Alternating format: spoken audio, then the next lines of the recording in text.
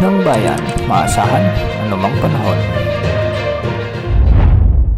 Magandang araw po sa ating lahat. Narito ang update sa lagay ng ating panahon ngayong araw ng Lunes, October 21, 2024. Lumakas na bilang bagyo ang low pressure area na nasa labas ng ating area of responsibility at ngayon ay nasa loob na ng ating PAR.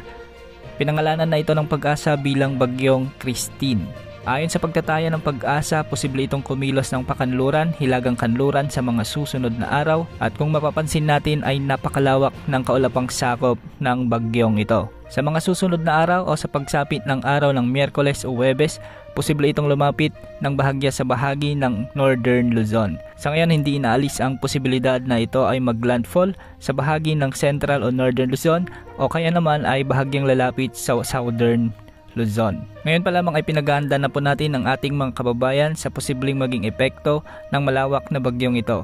Kung ating titignan ay posibleng lumakas ito o umabot sa kategoryang typhoon category.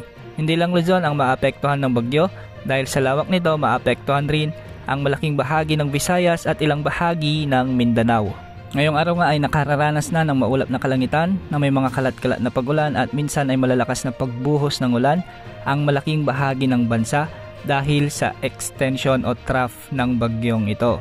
Sa ngayon, asahan ng mga pag-ulan sa bahagi ng Cagayan Valley, Bicol Region, sa may eastern portion ng Central Luzon, sa may eastern Visayas at sa may eastern Mindanao. Narito naman ang wind outlook ng bagyong si Christine mula sa iba't ibang weather model.